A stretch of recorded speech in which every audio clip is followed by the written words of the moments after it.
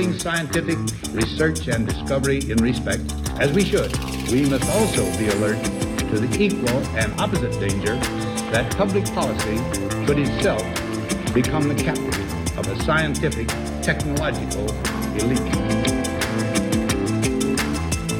We've signed a climate convention on the importance of economic instruments and free markets. Were included in this mammoth Agenda 21 document and the Rio Declaration. Now, let me be clear on one fundamental point. The United States fully intends to be the world's preeminent leader in protecting the global environment. Coming up, Technocracy News. Patrick Wood for Technocracy News and Trends. Greetings. Today is July 12, 2019. And our comment today is going to be a very warm day in Arizona. The temperature is expected to exceed 110 degrees. And at the same time, it's going to be a hot time for technocrats everywhere. It's going to be a hot time for non-technocrats as well, as you'll see from today's stories that are going to be highlighted in this edition. First off, we'll detail the minor story of the three that I posted this morning, and that is robots are coming for recycling centers, displacing more workers. Well, this does get a little bit old after a while, talking about industry after industry getting hammered by robots. In this case, though, there's been a new line of robots developed by a company called AMP Robotics that will sort and pick trash at recycling centers, displacing a lot of low-end workers who have depended on such a job, even as distasteful as you might imagine. But people are going to be displaced again. This is just one more industry that's been hammered by robotics. You have warehouses, you have restaurants, you have all kinds of farm robotics now that replace workers on the farm and the ranch.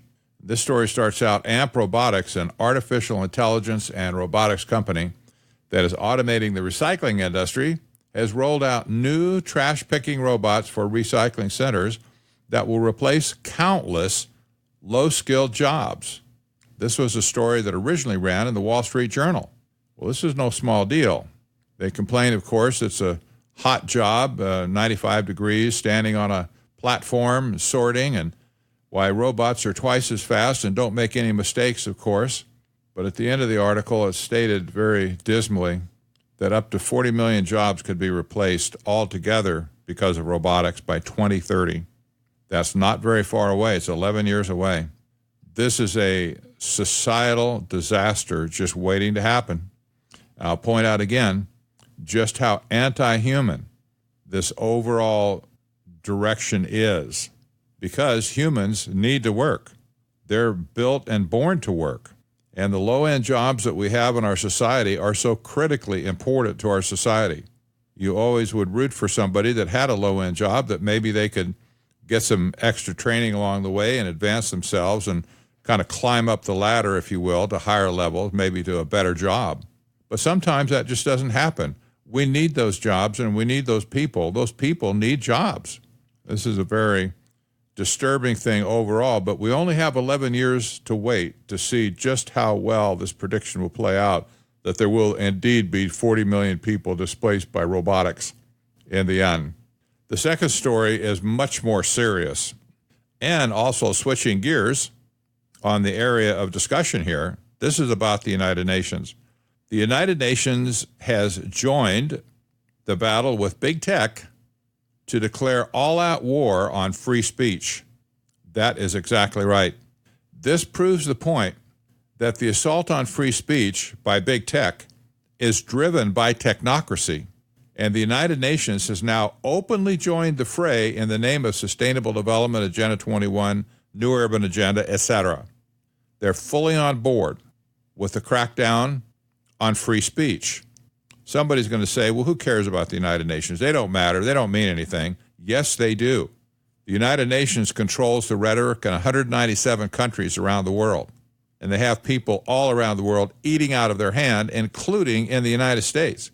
You say, well, how's that in the United States? Well, have you considered AOC's Green New Deal? That's exactly what this is. This comes from the United Nations. And I have to say that anybody that supports the Green New Deal is eating at the trough at the United Nations. And now the United Nations has ganged up. They've announced that they're going to be taking a major stand against so-called hate speech. The article starts out, in January, UN Secretary General Antonio Guterres tasked his special advisor for the prevention of genocide, Adama Ding, to, quote, present a global plan of action against hate speech and hate crimes on a fast-track basis, close quote. Speaking at a press conference about the UN's challenges for 2019, Guterres maintained, quote, the biggest challenge that governments and institutions face today is to show that we care and to mobilize solutions that respond to people's fears and anxieties with answers. And the article continues, one of those answers Guterres appeared to suggest is shutting down free speech. He said, and I quote, we need to enlist every segment of society in the battle for values that our world faces today, and in particular, to tackle the rise of hate speech, xenophobia, and intolerance. We hear troubling, hateful echoes of eras long past, he said. Poisonous views are penetrating political debates and polluting the mainstream. Let's never forget the lessons of the 1930s, as he points back, of course, to Hitler. Hate speech and hate crimes are direct threats to human rights. Then he added, still quoting, words are not enough. We need to be effective in both asserting our universal values and in addressing the root causes of fear, mistrust, anxiety, and anger. That is the key to bring people along in the defense of those values that are under such grave threat today. Well, this is the same rhetoric you could have heard come out of Facebook or Google or Twitter or any number of social media platforms that are complicit with cracking down on free speech. The United Nations has played its card and has taken after free speech. And if you don't get the connection here, the concept of hate speech is always used. This is kind of like the race card. We could say the hate speech card is being played here. Because if you say anything against them, it's hate speech. So we have one more confirmation. The sustainable development, aka technocracy, is behind the entire movement to destroy free speech in the world. And in America, we have the strongest Constitution that defends free speech, namely in the First Amendment, guarantees free speech, freedom of the press, freedom to assemble peaceably, freedom to redress our government, freedom to practice religion. So in America, there's an extra attack going on. Extra forces have been deployed, let's say, to America to take care of us. Because until we're gone, there will be a resistance against all of this, and they know that. The last story is a story of resistance. It's a story that has some good news to it. The impact of it is unknown at this time on whether or not it will shut down any of the forces that have come against us in recent years. But a new scientific study has been released, not just one, but several in concert. And my headline of this story is Green New Deal Scam is Destroyed by New Scientific Study on Global Warming. And I wrote, AOC, Justice Democrats, Green New Deal zealots, and technocrats everywhere will grind their teeth over this new research. The scientists concluded anthropogenic climate change does not exist in practice. That's a direct quote. I'll say it again. Anthropogenic climate change does not exist in practice. The article states a new scientific study could bust wide open deeply flawed fundamental assumptions underlying controversial climate legislation and initiatives such as Green New Deal, namely, the degree to which climate change is driven by natural phenomena versus man-made issues measured as carbon footprint. Scientists in Finland found, quote, practically no anthropogenic, that is man-made, climate change after a series of studies. Quote, during the last 100 years, the temperature increased about 1/10 of a degree Celsius because of carbon dioxide. The human contribution was about 1/100th of a degree, the Finnish researchers bluntly state in one among a series of papers. This has been collaborated by a team at Kobe University in Japan, which has furthered the Finnish researchers' theory. They state, new evidence suggests that high-energy particles from space, known as galactic cosmic rays, affect the Earth climate by increasing cloud cover, causing an umbrella effect. That's a quote. The just published study has found, and a summary of which has been released in this journal, Science Daily. The findings are hugely significant, given this umbrella effect, an entirely natural occurrence, that it could be the prime driver of climate warming and not man-made factors. The scientists involved in the study are most concerned with the fact that current climate models driving the political side of the debate, most notably the Intergovernmental Panel on Climate Change, IPCC, which we have discussed before in these pages, climate sensitivity scale, failed to incorporate this crucial and potentially central variable of increased cloud cover. One professor quoted in Science Daily says, the IPCC has discussed the impact of cloud cover on climate in their evaluations, but this phenomena has never been considered in climate predictions due to the insufficient physical understanding of it. He says this study provides an opportunity to rethink the impact of clouds on climate. When galactic cosmic rays increase, so do clouds. And when cosmic rays decrease, clouds do as well.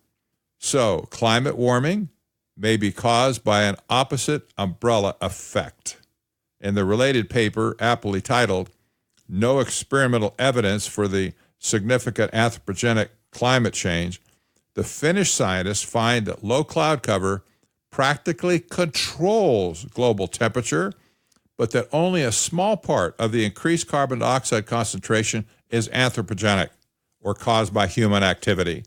The following is a key bombshell section in one of the studies conducted by Finland's university team. Quote, we have proven that the GCM models used in IPCC report AR5 cannot compute correctly the natural component included in the observed global temperature. The reason is that the models fail to derive the influence of low cloud cover fraction on the global temperature. A too small natural component results in too large portion for the contribution of greenhouse gases like carbon dioxide.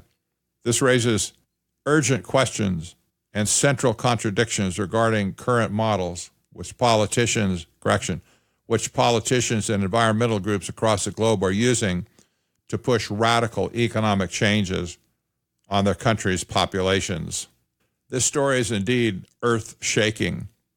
And I have to say that every politician, every city leader, every county leader, every state representative should have a copy of this article. It should be put right on their desk, right in front of their face, and say, answer these charges, answer this evidence.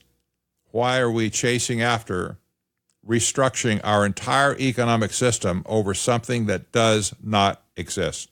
I don't think we can be overly passionate about this, because if AOC's Green New Deal succeeds, and it already has in New York City and in Los Angeles, where mayors of those global cities have already implemented the Green New Deal that'll impact those cities for the next 50 years. This trend is increasing, not decreasing. Whether or not there's ever any national legislation sponsored by somebody like AOC is immaterial. Cities are already doing it. And more cities are on the precipice right now of throwing their hat into the ring as well. You've got Seattle, you've got Portland, you've got Chicago, you've got cities like Atlanta and Houston. All of these cities are looking at elements of the Green New Deal and how they can mitigate climate change, because it's evil man that caused it in the first place, and it's only man that can reverse the effects.